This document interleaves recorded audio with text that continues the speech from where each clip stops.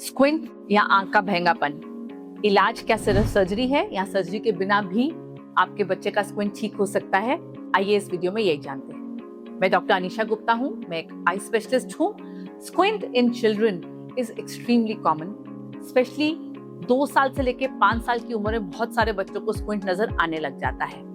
ये जो भैंगापन है अलग अलग तरह का होता है।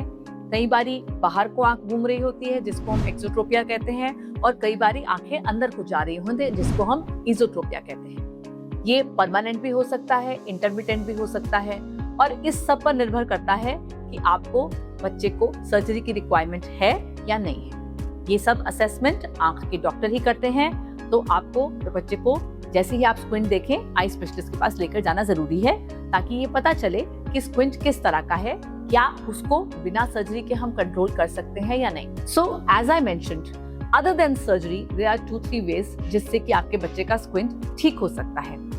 पहली चीज, चश्मे का नंबर लगना।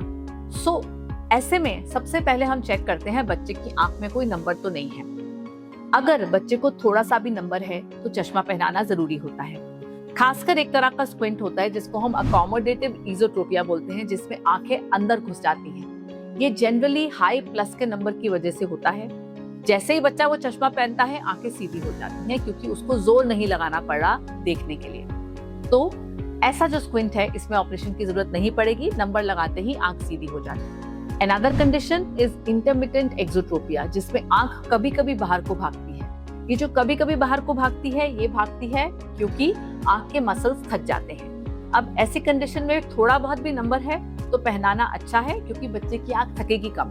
थकेगी नहीं तो आंख जो है स्क्विंट नहीं करेगी। ऐसे केसेस में बहुत बारी एक्सरसाइजेस से भी काफी हेल्प मिलती है।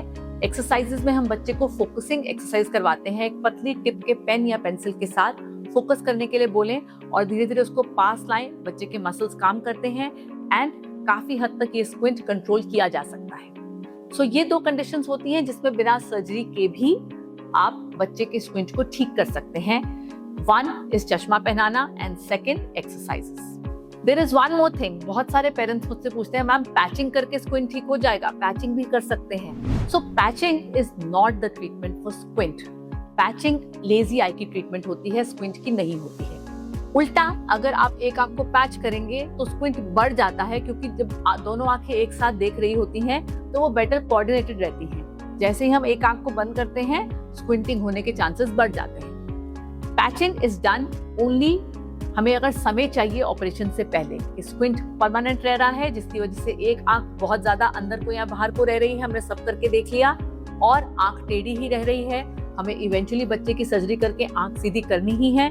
तो उसका समय निकालने के लिए, ताकि वो आंख जो है सीधी देखती रहे, हम दूसरी आंख को पैच कर देते हैं ताकि ये आंख जो है कमजोर नहीं हो जाए, लेजी नहीं हो जाए। So these are the things that you need to know about squint in your child. हर बच्चे को ऑपरेशन की जरूरत नहीं होती है।